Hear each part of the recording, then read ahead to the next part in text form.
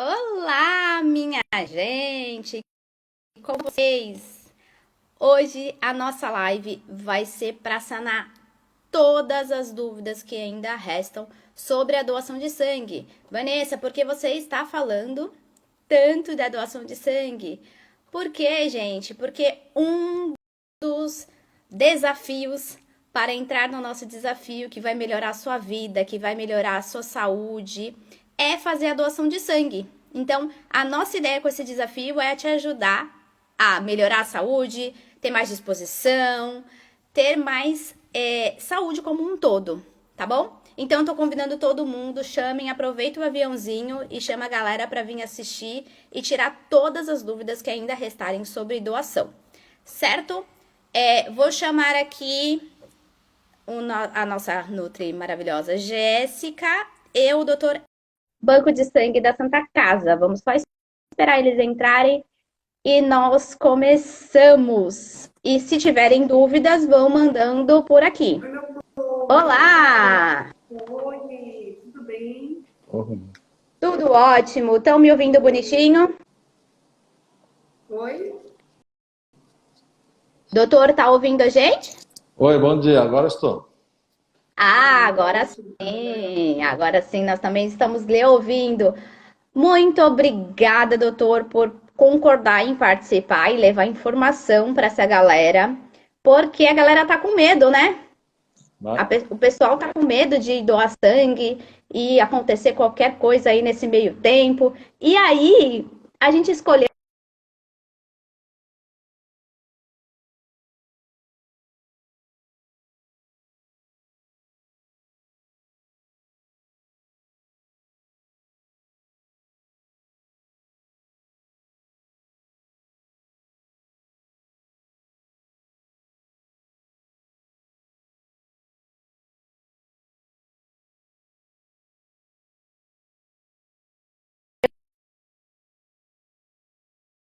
Os profissionais, da população todo. Agora voltou. Voltou agora. Ai, gente. Gente, ó, doutora, eu vou pedir a desculpa, porque a internet, esse horário é um terror. É verdade. Eu não sei, como a gente gosta aqui de brincar, doutor, o Zuquinho, que é o criador do WhatsApp, do Instagram, ele tira às vezes uma onda com a nossa cara. Mas vamos lá. Então, a ideia com o desafio é incentivar realmente as pessoas a doarem sangue, é a gente poder ajudar mais e mais pessoas. E aí, doutora, já colocar a palavra aí para o senhor falar um pouquinho com a gente, por que tá tão importante a doação de sangue? Bom, primeiro, bom dia novamente a todos. Me desculpe eu estar de máscara, mas eu estou dentro do hospital, aqui na Santa Casa, então obrigatoriamente nós todos estamos de máscara, tá? Enfim, realmente a gente teve esse período da pandemia, a gente vem lutando com uma carência, uma diminuição dos doadores nesse período inteiro, já 1 ano e meio, né? A gente teve, em média, uma diminuição em torno de 300 doadores por mês. Então, a gente tem uma média de transfusão em torno de 1.600 transfusões por mês. Essa média, no primeiro momento, ela até caiu um pouco, né? Por diminuição das cirurgias eletivas, né? Mesmo muitos pacientes não queriam vir, não eram só os doadores, muitos pacientes não queriam vir ao hospital, mas conforme foi passando o tempo, isso foi se voltando à média histórica, porque assim, a doença não espera, não é só a Covid-19, tem as outras doenças todas. Então nós voltamos para um patamar em torno de 1.400 transfusões mês, 1.500, que é basicamente o que a gente sempre fez, mas os nossos doadores, nós continuamos na faixa de 1.000 mês, que é um déficit em torno de 300 a 400 por mês. Tá? Então, o que a gente fez nesse meio tempo? Primeiro, agradeço mais uma vez essa oportunidade, que é uma maneira de a gente estar aproveitando o vosso canal para estar explicando que a doação, ela tem... A gente toma uma série de medidas, né, para estar prevenindo qualquer risco de contaminação, né? Desde a chegada no hospital, a entrada no banco de sangue. O banco de sangue fica localizado num local que é perto do jardim, em torno da capela. Ele não faz parte, não está totalmente no corpo do hospital, ele é longe do atendimento tanto do pronto-socorro, quanto das enfermarias, quanto de UTI. Então, normalmente o doador chega, se direciona ao banco de sangue, é uma caminhada aí de 20, 30 metros, faz todo o processo ali e vai embora. Lá a gente toma uma série de cuidados de distanciamento na espera, durante a coleta, o lanchinho pós a doação, e obviamente é higienizado, né, os bancos, etc., a todo momento, a cada um que entra, que sai. A gente toma todos esses cuidados, né? E a gente aproveita para pedir que as pessoas colaborem, porque assim, a necessidade de transfusão ela não cessa, né? Pelo contrário, não só a gente tem a nossa média mensal, né, tradicional, como esses pacientes de Covid, principalmente aqueles que vão para a UTI, eles também precisam, acabam vindo necessidade de transfusão, e às vezes não é pouco, é bastante. Inclusive, eu estive aí ontem doando sangue, tá? Porque eu falei assim, eu vou ver como é que tá tudo, vou dar uma olhadinha. E, gente, foi super rápido. Então, é importante a gente falar isso também, porque as pessoas acham que elas vão aí e vão ficar a vida, né? E não é super rápido. O processo entre eu entrar no hospital e eu sair, não deu nem uma hora, eu acho. Deu 40 minutos, até menos. Eu já sou uma doadora regular, né? Então também isso facilita, né? Durante o processo, a gente já sabe meio como que é o esquema, né? Tudo rapidinho. Mas é isso, gente. As doações, elas precisam continuar acontecendo mesmo nesse período, né? E aí, nesse período, a gente está precisando muito mais. Então, é muito importante que todo mundo, né, que possa ir doar, e aqui é um detalhe, né? Por isso que a gente quis essa live, para dizer para a galera quem é que pode, quem é que não pode, né?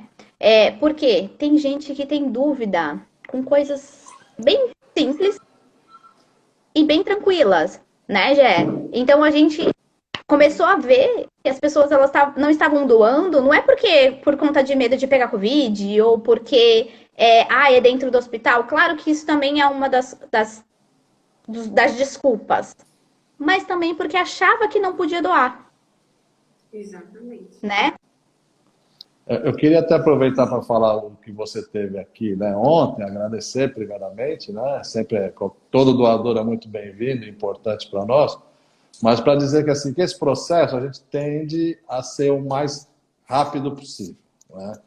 Mas a gente tem uma série de passos que tem que ser seguido, desde a chegada na recepção, para fazer toda a ficha de identificação e os documentos necessários, depois a triagem física, a triagem clínica, finalmente a doação em si e o lanche. Então, esse processo é um processo aí que, se não tem ninguém, se a gente está com um dia vazio, ou logo os primeiros, ele dura aí 20, 30 minutos. Mas, se pega um dia de pico, um horário que chega aí 20, 30 ao mesmo tempo, isso demora um pouco mais, pode levar uma hora, às vezes até um pouco mais, dependendo do fluxo e do número de doadores que chegam ao mesmo tempo.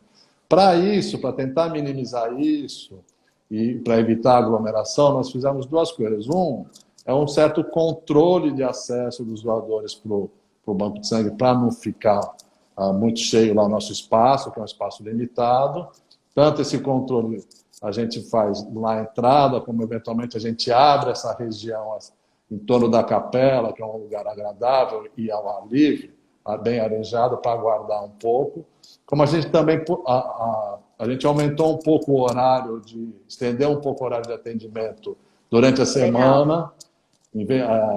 Durante a semana, a gente, em vez de encerrar às 14, isto é, das 7 às 14, a gente está levando até às 16, mas aos sábados continua o mesmo horário, das 7 às 11, né?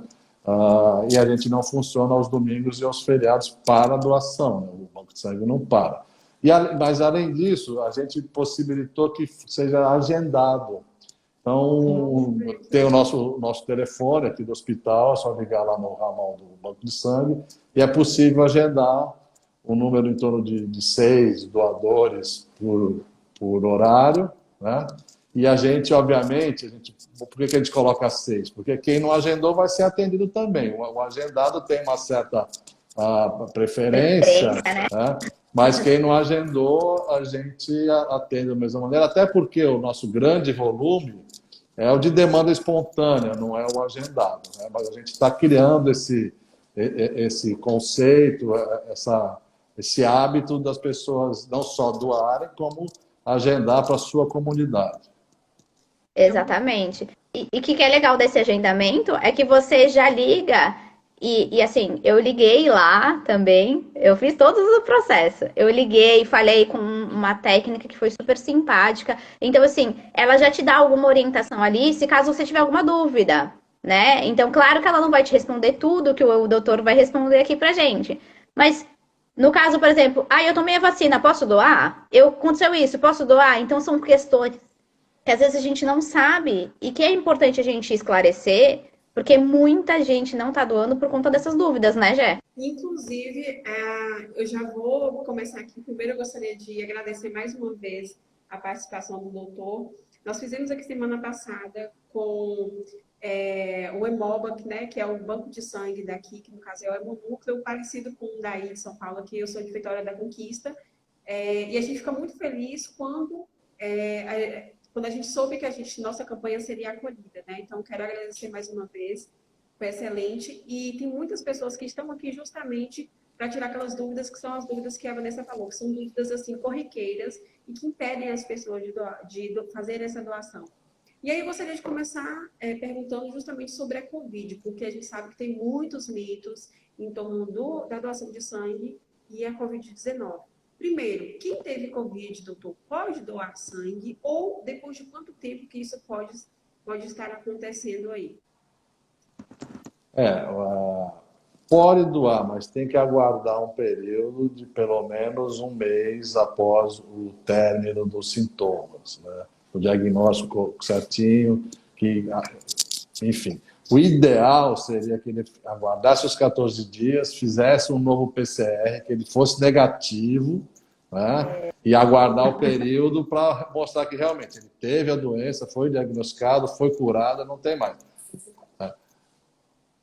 É certo. E com Mas, relação a... mas, enfim, como nem todo mundo faz o PCR, então a gente aguarda um período maior, né, de pelo menos 30, 60 dias, para poder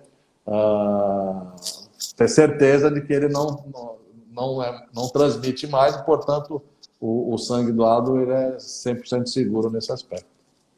Então, o período é entre 30 e 60 dias.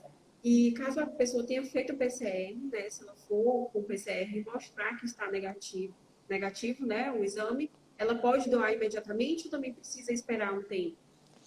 Sim, uma vez diagnosticado, antes de 14 dias, não pode. Tá? Para essas doações corriqueiras, nossas, do dia a dia, a gente acha mais seguro 30 dias, né? A partir de 30 dias, mesmo sem PCR, a gente aceita. O que acontece? Se a gente for fazer, que é uma coisa que é meio experimental, que está sendo feito, a gente não participa ainda, mas até nós já tivemos algumas primeiras conversas, do uso do plasma convalescente, que é um trabalho desenvolvido com o Butantan, com a Universidade de São Paulo, tanto no Hemocentro de São Paulo quanto de Ribeirão Preto, o Einstein e o Círio, e que está se expandindo para outras cidades do interior de São Paulo e outros estados. Aí teria que achar esse doador ideal, o doador de plasma convalescente, que é um indivíduo que teve a Covid, que não foi nem tão grave a ponto de ficar hospitalizado grave, e também não foi tão leve, e que produz uma quantidade boa de anticorpo entre o 14º dia e o 28º dia, isto é, já passou aqueles 14 primeiros dias, e aí sim é fundamental que tenha não um PCR, mas 2 PCRs, para ter certeza que ele não tem nada, e aí se colhe o plasma, de preferência por aférese, que dá um volume maior de plasma para poder ser usado. Mas ainda não é um tratamento muito difundido, até porque ele é limitado a um grupo pequeno de pacientes. Tá? Mas por que eu usei esse exemplo? Para mostrar que dá para fazer, sim, a partir de 14 dias, desde que eu tenha 2 PCRs. Como isso não é uma coisa tão fácil, então a gente aguarda os 30 dias e a partir dos 30 dias, ele pelo menos 2 semanas totalmente assintomático e recuperado, aí a gente aceita como doação mesmo sem o PCR. É uma segurança, né? Para ter mais essa segurança, é melhor então aguardar quem não puder fazer. E se eu já tomei vacina, doutor? Tomei a vacina do Covid-19, me enquadrei aqui naqueles grupos. Eu posso doar sangue? Ou depois de quanto tempo que essa doação pode ser realizada?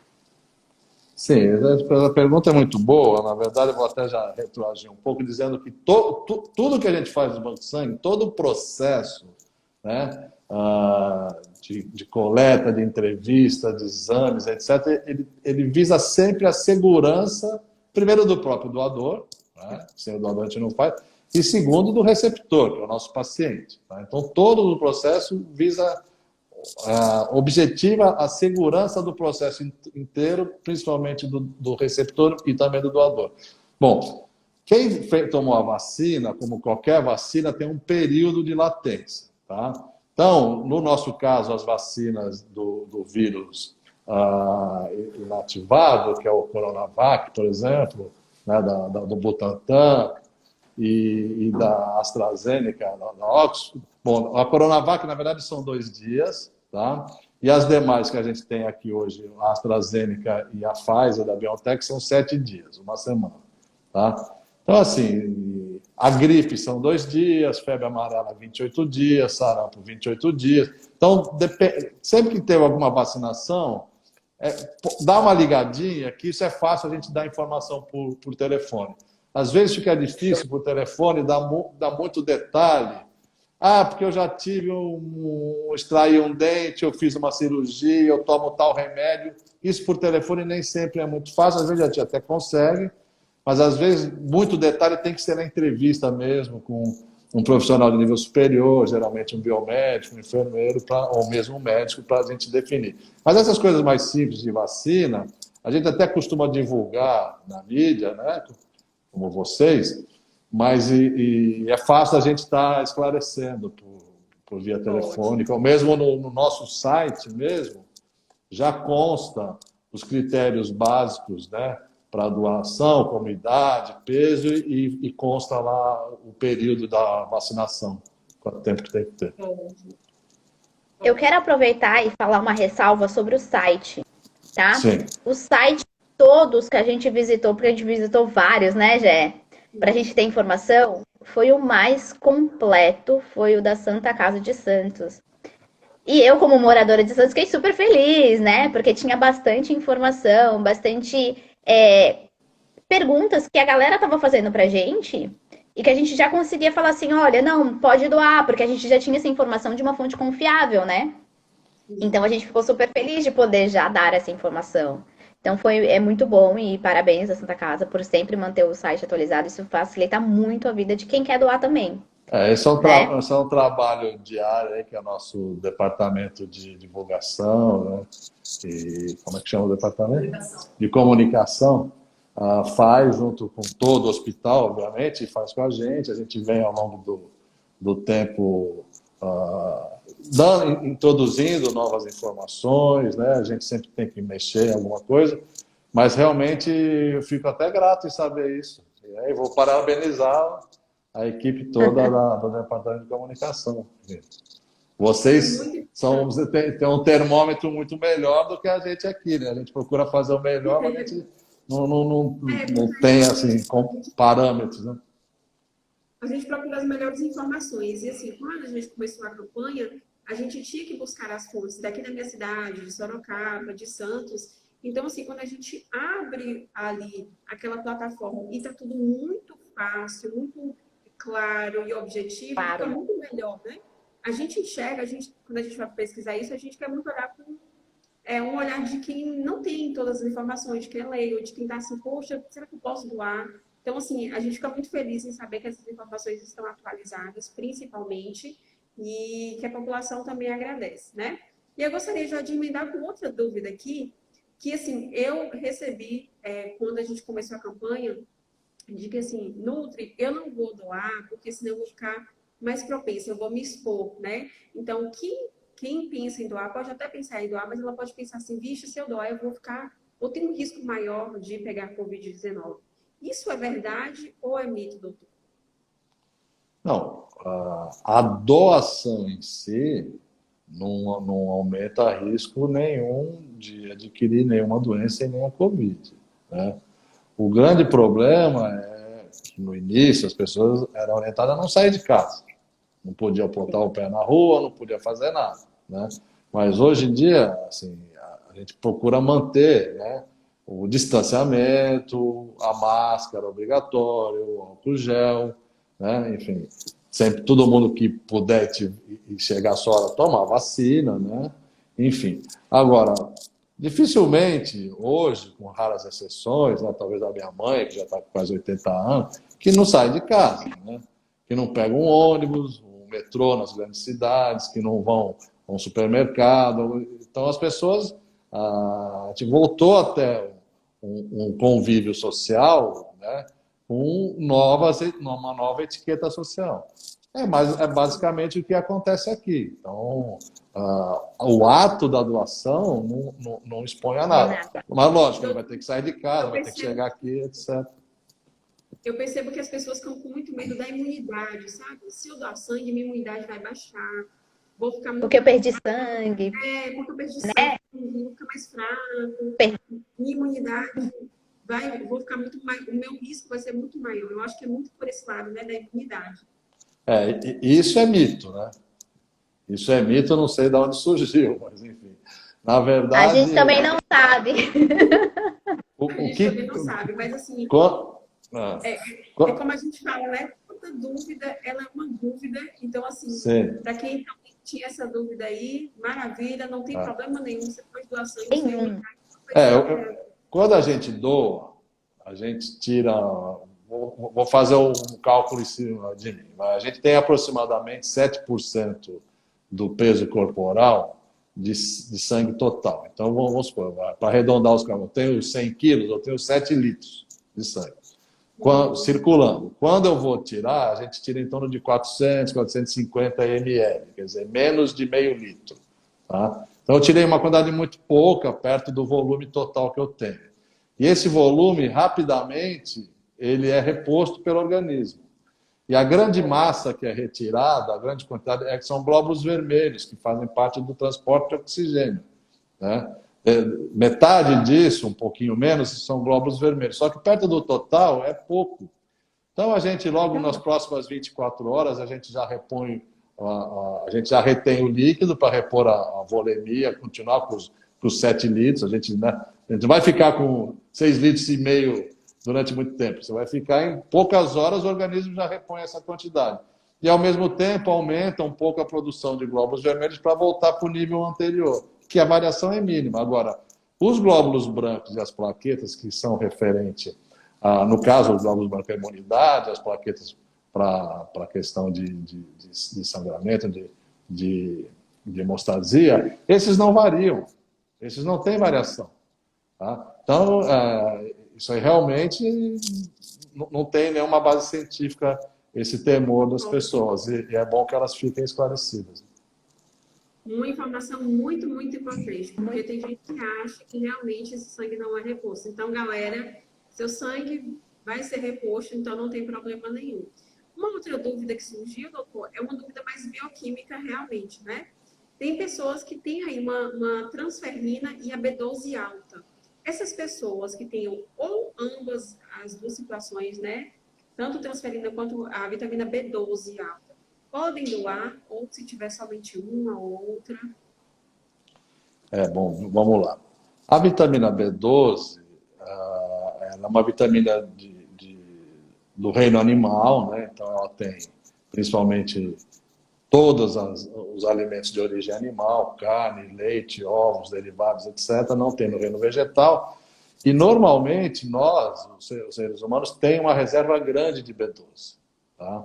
A gente tem uma reserva, não é normal, habitual, um indivíduo ter uma dosagem muito elevada, acima de 1000, ou 2.000 de B12 se ele não fez uma reposição agressiva de B12, por exemplo, intramuscular. Suplementação. Então, se ele realmente tiver uma dosagem muito elevada, precisa verificar se existe alguma patologia hepática, por exemplo, que está causando isso. Tá? Agora, às vezes o indivíduo, por algum motivo, precisou tomar B12 e tomou um excesso. Isso eu tenho alguns pacientes que acabam ficando elevados durante o período e depois normalizam. Né? Então, precisa saber o porquê que ele fez esse... Enfim, precisa saber o porquê. Né? Antes de poder liberar ou não para doação. Agora, a transferrina, talvez quem fez a pergunta quis falar na ferritina, porque a transferrina é uma proteína de transporte. A transferrina é uma proteína de transporte. A transferrina ela transporta o ferro. Transporta o ferro lá do duodeno, onde ele é absorvido, para a medula óssea para produzir glóbulos vermelhos, para os músculos esqueléticos para produzir mioglobina e assim por diante. E a ferritina é uma proteína de depósito do ferro, onde ela fica armazenada para ser utilizada tanto nos glóbulos vermelhos quanto nos músculos esqueléticos. Então, o que é comum é ter aumento de ferritina, a hiperferritinemia, e que aí também precisa ver a causa. Tá? Porque a causa pode ser uma doença hepática, pode ser simplesmente um processo inflamatório agudo, como pode ser uma hemocromatose hereditária. E, às vezes, um dos tratamentos da hiperferritinemia, principalmente na hemocromatose, é fazer sangria terapêutica. Mas aí é uma coisa que eu vou até aproveitar para fazer um esclarecimento. Uma coisa é eu fazer uma sangria terapêutica, seja por aumento de ferritina, seja por aumento de glóbulos vermelhos, que é a policitemia, enfim, seja por qualquer motivo. Tá? E a outra é fazer uma doação. E a diferença básica é, eu vou fazer uma doação porque eu sou sadio, eu não tenho doença nenhuma. E a outra eu vou fazer uma sangria terapêutica porque eu estou com algum problema de saúde que eu preciso controlar, que eu preciso tratar. É totalmente diferente. Então eu já vi algumas pessoas e até colegas, né, mais antigos, às vezes não tão atento à nossa área. Eu pedi para ir lá fazer uma sangria porque estava alterando. Não. Pede para passar com um especialista que a gente avalia e se precisar fazer sangria, a gente faz uma sangria terapêutica para tratar. Né? E, infelizmente, nessas situações, até os pacientes ficam meio chateados, mas, infelizmente, nessa situação, não é permitido o uso desse sangue para doação. Muito importante isso aí. Porque, né, quem for muito pela lógica, né, pensando assim, acha que realmente tem essa possibilidade que pode ser feita essa doação, mesmo quem tem essa ferritina mais alta. Mas esse raciocínio, desculpa te interromper, é mais ou menos a automedicação, né? Eu vou lá e me automedico, é a mesma coisa. Eu vou lá e me autotrato aqui, faço uma sangria e acho que estou resolvendo tudo. Sim, exatamente. Verdade. E eu acredito até que pode ser até a questão da B12 elevada, é porque a gente recebeu essa dúvida, na verdade. Porque as pessoas hoje, elas estão numa loucura que elas precisam suplementar tudo. E, gente, vamos lá, aproveitando o momento, a gente não pode suplementar tudo de qualquer jeito. Por isso que quando a gente aqui, nutricionista ou aí médico, né? Quando a gente suplementa, a gente sabe o que a gente está suplementando e em quantidades adequadas. Porque se você ultrapassa de vitamina, também é ruim. Então não é porque vitamina é bom. Não é assim que funciona, né? Então a gente também tem que tomar esses cuidados, porque nem tudo que é demais vai ser legal para o nosso organismo. Exato, tem as hipervitaminoses, né, que a gente tem que evitar. Né? Exatamente. Temos a individualidade, temos as recomendações que a gente precisa seguir, né? Quantidades máximas, então isso é importante mesmo. Aí o senhor falou aí das doenças, né? Então, se a pessoa está com a vitamina B12 elevada, precisa ser investigado por que ela está com isso, se tem alguma patologia por trás disso e tal. Pensando nisso, quais são as patologias que vão impedir essa pessoa de doar sangue, né? Caso ela tenha um quadro aí patológico, alguma doença, quais são essas doenças que vão impedir essa pessoa de doar? O doador, né? Bom, qualquer doença em fase aguda, inflamatória, infecciosa, né? Uma gripe que seja, qualquer tratamento de fase aguda, então esse doador não deve vir doar, obviamente nem durante o surto agudo e nem logo após, ele deve aguardar um período de total recuperação. Agora, as crônicas, aí depende muito, né? Então aí depende de cada patologia, né? O indivíduo faz uso, por exemplo, o cara é hipertenso. É muito comum a gente ter hipertenso, né, na população adulta. Então, depende da gravidade da hipertensão, depende das medicações que ele está tomando, depende se está bem controlado ou não. Quer dizer, na hora da doação, quanto que está o nível pressórico, né, a pressão sistólica e a diastólica. Isso tudo vai ser avaliado na hora, e dependendo disso tudo, ele vai poder doar ou não. Diabetes mellitus, por exemplo, que é uma outra doença crônica muito comum. Então, é muito comum o adulto, né, principalmente quanto mais passa a idade, ter hipertensão, ou diabetes, ou colesterol, e assim por diante. A mesma coisa, o diabético. Se está bem controladinho, toma hipoglicemia antioral, dependendo da droga, pode. Mas se toma insulina, já não pode. Então, varia muito. Fez cirurgias. De que cirurgia que foi? Foi uma endoscopia só recente? Foi uma tatuagem? Foi uma cirurgia cardíaca? Tomou transfusão ou não na cirurgia? Então, depende muito. Esse é o tipo de coisa que a gente não consegue dar por telefone. Que a gente tem um manual de páginas e páginas e páginas que tentam abordar essas inúmeras possibilidades. E mesmo assim, às vezes, a gente tem um ou outro caso em que a gente não contempla totalmente, e a gente tem que fazer por aproximação, ou ver em outros manuais, a gente vê, não só no Brasil, como no exterior, como é que a tendência... Óbvio, isso tudo é feito, né?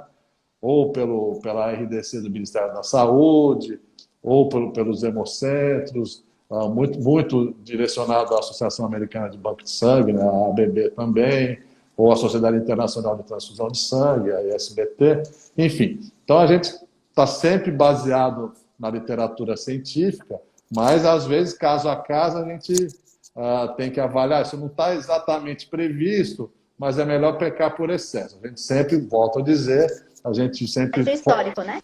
foca muito Histórico. a segurança, né, do paciente e do doador.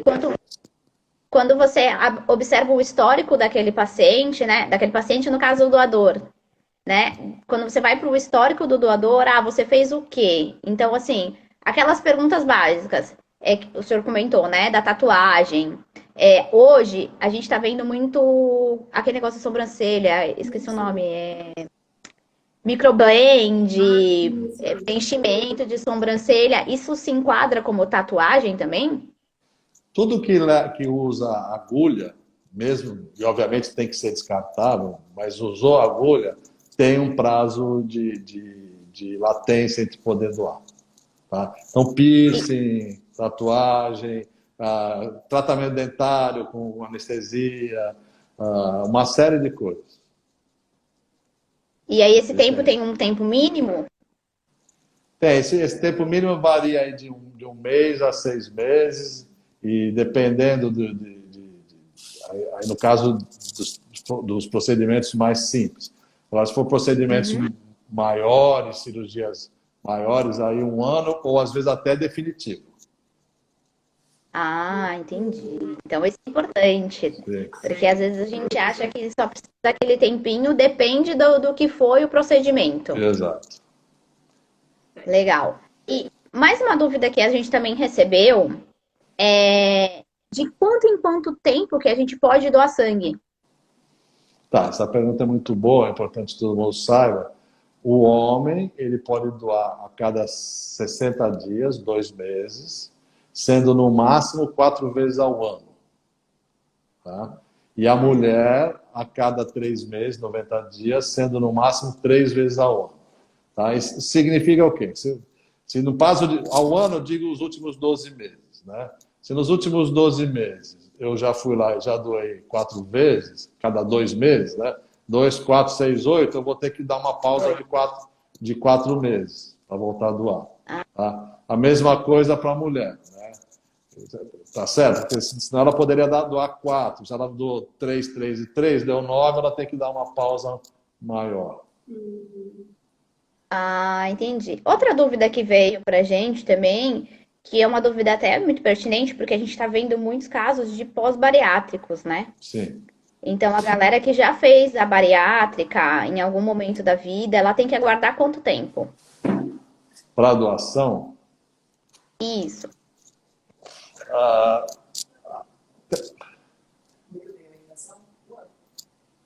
na verdade, tem duas situações. Pela cirurgia em si, seria 1 ano, porque é um procedimento cirúrgico. Mas tem um outro problema. No meu consultório, eu tenho muito paciente, principalmente mais do sexo feminino do que em relação ao sexo masculino, mas não exclusivamente, e mais do sexo feminino que ainda tem a menstruação, né, que geralmente para doar sangue, 16 anos, então todas as mulheres menstruam, e vai até 65, né, até 70 para doar, mas geralmente até os 50 e poucos continua menstruando. Então, a mulher que fez bariátrica nesse período, ela tem um risco maior de ter anemia. Então, não é só, se for só pela cirurgia, né, a bariátrica, assim como várias outras, seria 1 ano. Mas tem que tomar cuidado, porque eu tenho muito paciente que a gente trata, né, como eu disse, principalmente mulheres, que acabam desenvolvendo algum grau de anemia depois da cirurgia, normalmente 1 ano, 2 anos, 3 anos após a cirurgia, né? Se tem um fluxo menstrual não necessariamente aumentado, mas relativamente intenso, isso às vezes é mais frequente. E alguns casos que mesmo que não tenha anemia por falta de ferro, porque isso seria anemia ferropriva no primeiro momento, às vezes acaba desenvolvendo anemia por falta de vitamina B12 com 5, 6 anos após a cirurgia. Então, quem fez bariátrica até pode doar depois do ano, mas tem que, assim, lógico, a gente faz o controle, a gente vai ver se tem anemia ou não. Tem que estar com saúde boa, Tem que né? estar bem. Na verdade, assim, Tem que estar bem. o detalhe aí é só esse. Se você estiver bem, né, você pode doar sem problema nenhum. E é bom ter. Eu sempre falo, a gente acaba pegando alguns pós-bariátricos eu tenho pacientes que têm, tipo, 10 anos de pós-bariátrico. E depois de muito tempo foi que a saúde ficou boa. Mas naquele começo foi um problema. Teve muitas carências, muitas deficiências. Então não era o momento de doar, né? Mesmo Exato. tendo passado 1 ano. Exatamente. Mas depois que a saúde está ok, né? Aí não tem problema nenhum, certo? Perfeito. Então, fechou. Outra dúvida que vem, assim, ó, de monte. Quem toma remédio todo dia? O senhor falou do diabético, o senhor falou da pressão alta, que pode doar se caso tiver controlada e tiver tomando remédio tranquilinho, frequente, mas tem outros casos. Por exemplo, quem tem hipotiroidismo ou outras doenças que tem que tomar aquele remédio todos os dias, pode doar? Geralmente pode. Dependendo da medicação, pode. Mas é aquilo que eu falei, a gente tem que ter lá a nossa colinha, que a gente tem no dia a dia. Porque, assim, lógico, o que é mais comum, todo mundo já sabe de cor. Mas, assim, a lista, ela é muito grande.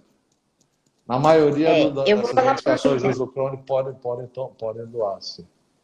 Eu vou falar por mim. Eu tenho hipo e eu tomo medicação todo dia e eu sou doadora há muito tempo.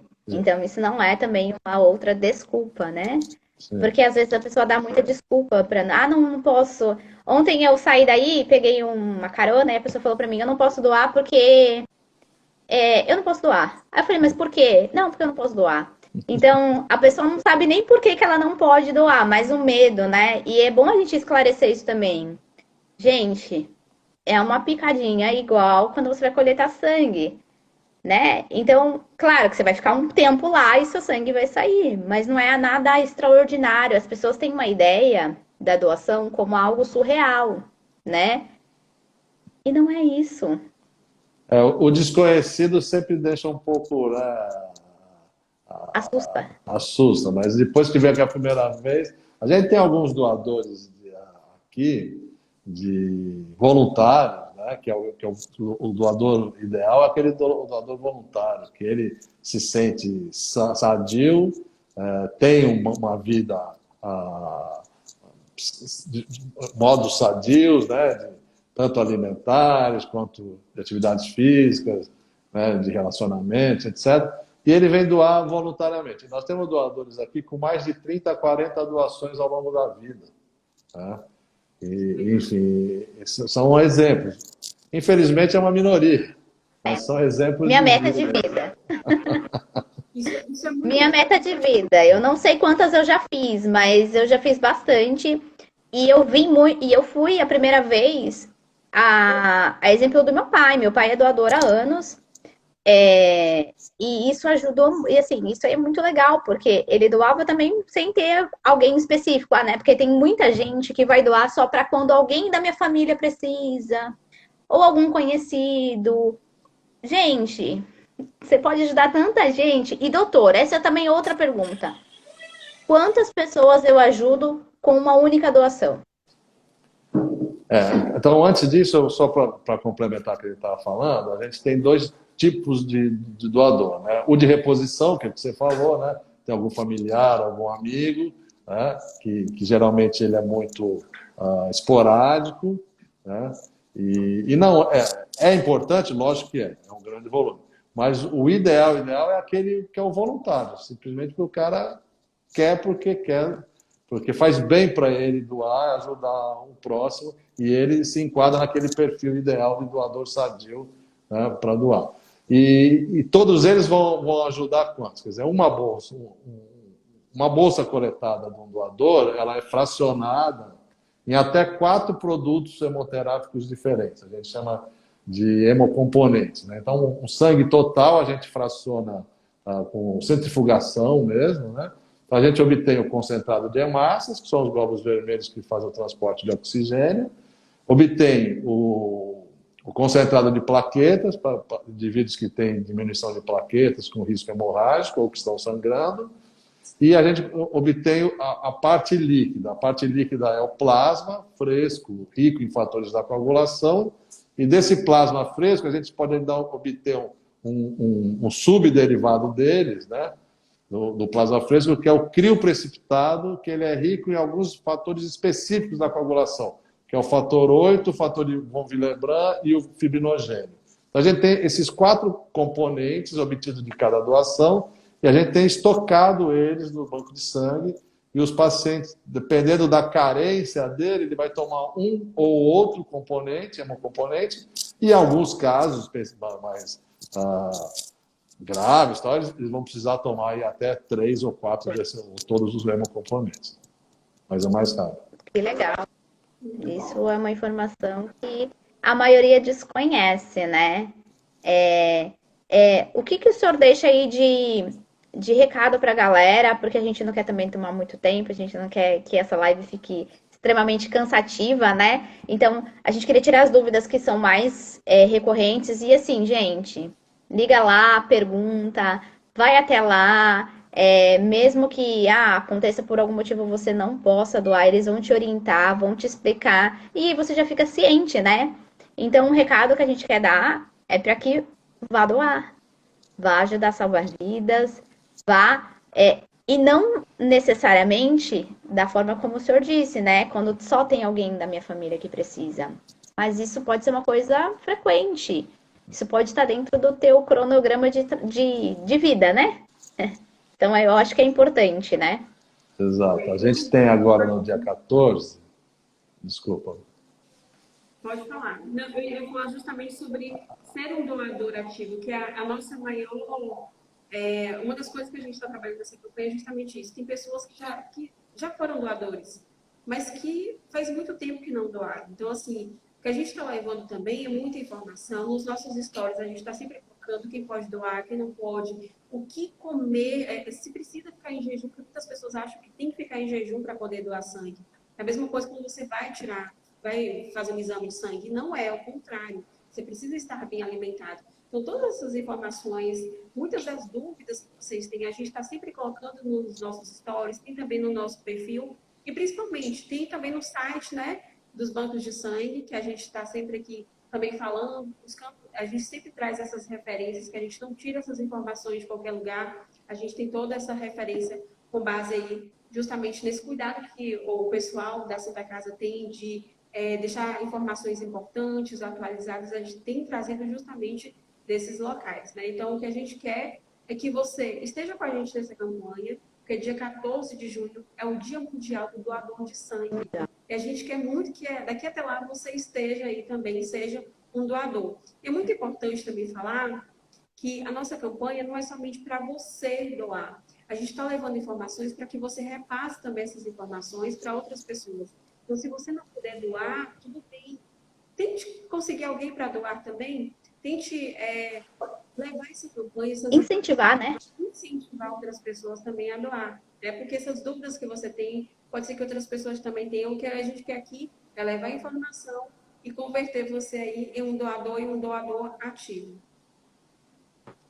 Exatamente. Enfim, eu acho que muito bem lembrado, né? A gente tem no dia 14 agora o Dia Mundial do Doador de Sangue, né? É uma data comemorativa que a gente normalmente aproveita essa data para fazer essa divulgação de campanha, né, de doação, e o hospital disponibiliza um lanche especial, enfim, a gente faz como uma data comemorativa, mas o importante é a divulgação e a conscientização que a gente precisa da doação todos os dias do ano. Eu falei nos hemocomponentes, e os hemocomponentes, o plasma e o crioprecipitado, felizmente, eles duram um ano a menos 20 graus. Mas as hemácias só duram 35 dias na geladeira. E as plaquetas só duram 5 dias à temperatura ambiente. Então, eu tenho que estar tendo produção todos os dias, porque senão vai faltar. E esse é o nosso dia a dia, a nossa captação. Não adianta eu ter num dia 100 doadores, no outro dia eu não ter nenhum, ou ter 20, porque vai faltar lá na frente. Então, esse é um trabalho diário, contínuo, né? E que a gente faz durante o ano inteiro, a vida inteira. Exatamente. E é importante isso, né? É importante as pessoas terem essa noção, porque eles muitas vezes acham que doou fica lá até alguém precisar. Não é assim, gente. Né? Tem data de validade, tem um tempo ali de vida útil, né? Depois que o sangue sai do nosso corpo, infelizmente ele vai morrendo, né? Vamos dizer assim a palavra, né? Ele precisa de um Exatamente. cuidado, ele precisa de condições, né? E nem sempre as melhores, mesmo a gente dando as melhores condições, a gente vai conseguir manter isso por um período muito longo. Então é importante que isso seja feito de forma regular. E é com essas informações, com essa campanha que a gente resolveu encabeçar, a gente abraçou mesmo, a gente está colocando muita informação para ajudar muita gente, porque a gente sabe da importância e a gente sabe que é muito mais importante que isso seja regular e não só agora, nesse momento que a gente tá. A gente aproveitou o Dia Mundial do Doador, com certeza, mas a gente quer que isso se torne regular. Exatamente. Agradeço muito a ideia de vocês, a iniciativa de vocês. E, como eu falo, toda a campanha é muito bem-vinda, porque a gente precisa sempre estar fazendo isso. O privilégio é nosso, a gente ficou muito feliz Muito feliz. colocar essa campanha aí, trazer para as redes sociais, para os nossos pacientes, para os nossos seguidores. A gente gostaria de fazer muito mais, a gente gostaria que todo mundo doasse, quem estivesse nessa live doasse, quem não segue doasse, mas assim, o que a gente está fazendo de levar informação, eu acredito que vai colocar uma sementinha aí, vai fazer com que muitas pessoas já comecem a mudar. E lembre-se, toda semana, todos os dias, tem alguém precisando de sangue. Não é somente naqueles momentos em que você ouve falar que tem alguém precisando de sangue, tá? Isso aí é porque realmente está faltando e está precisando com certa urgência. Então, assim, todos os dias precisa de sangue nos bancos de sangue. Então, você que puder colaborar mais uma vez, venha também para o nosso desafio, porque é um desafio de solidariedade, é um desafio de amor ao próximo, e a gente vai querer muito que você faça a sua inscrição justamente com o seu ato de doação. É isso que a gente quer, porque a gente está te desafiando a doar e ajudar o próximo. Queremos ver se você topa esse desafio. Exatamente. Nosso desafio é espalhar amor, na verdade, né? A gente sabe que isso ajuda muita gente e é muito importante. Olha o que aqui a Azumira colocou dentro do nosso chat aqui. Ela colocou que o desconhecimento gera medo. E é verdade, né? Exatamente o que Quando nós a gente falamos. quando a gente entende o que acontece, como que é o processo, gente, é tudo super tranquilo, é super simples. Você consegue ir lá e doar com mais tranquilidade. Então é isso que a gente quer, e a gente quer passar isso para todo mundo, para que todo mundo entenda que é um processo lindo, né? É um processo que ajuda muita gente, e é um processo que para você é só gratidão. Não tem outra palavra. Tá. Bom, agradeço novamente, doutor Edmir Buturão, agradeço de verdade. A gente ficou tão feliz quando a gente teve uma resposta afirmativa, que alguém ia tirar dúvidas, porque a gente tá procurando essas informações, mas a gente também não tem todas, e às vezes as pessoas perguntam coisas muito específicas. Então essa foi uma forma da gente poder levar mais informação para muito mais gente. Agradeço imensamente a Santa Casa, que abriu as portas de verdade. Eu acho que eles escancararam, né? A Vanessa, minha xará, que foi super atenciosa comigo nos e-mails. Nós conversamos bastante e foi muito bom. A questão da comunicação, tudo foi muito esclarecedor e ajudou demais a gente. E novamente a Santa Casa, ao site novamente, com todas as informações lá fresquinhas, boas. Então é um lugar da gente poder ter uma referência, né? Ter um ponto de partida. Olha lá no banco de sangue da Santa Casa de Santos, que tem a informação. Então é sensacional a gente saber tudo isso. Bom, eu que agradeço. A gente tem realmente o site aí com as informações todas. Nós estamos à disposição para complementar as informações, ou via telefônica ou pessoalmente, né? E espero que cada vez mais a gente tenha doadores aqui voluntários, né? E que possam estar sempre colaborando aqui no tratamento dos pacientezinhos que são atendidos aqui pelo nosso hospital, tá? Pela Santa Casa de Santos. Muito obrigado. Viu? Ótimo dia para o senhor e, se precisar, conte sempre com a gente, viu? Estamos aqui também para apoiar, para ajudar. Sempre que precisar, puxar alguma corrente aí... Se tiver alguma ação, a gente está sempre dentro. Pode deixar que nós vamos sempre precisar. Né? Pode deixar que a gente aparece, viu? Eu mais frequente, né? Porque moro aqui em Santos. Já é de Vitória da Conquista e a Tamires, que é de Sorocaba, não pôde estar na live hoje. Mas ela também é uma das parceiras dessa campanha, então a gente é bem unida e a gente gosta muito de ajudar e gosta muito de levar informação boa, né? O virtual, né? O virtual ajuda muito, porque a gente consegue ajudar pessoas. Então, assim, é porque eu não posso, que eu não sou de Conquista, não sou de Santos, não sou de Sorocaba, não importa. E onde você estiver e você conseguir doar, você já vai estar contribuindo para essa campanha. Fechou? Exatamente. Boa semana para vocês, muito obrigado. Boa semana a todos. Obrigada, doutor. Beijos, gente. Obrigada para todo mundo que esteve aqui na nossa live. Agradeço imensamente e divulguem, espalhem essa informação, porque ela é muito, muito importante. Gente, sejam um doador regular, não só aquele de reposição, tá? Isso ajuda muito e salva muitas vidas. Um beijo. Ótimo. Tchau, até a próxima. Até a próxima. Tchau, tchau. Tchau.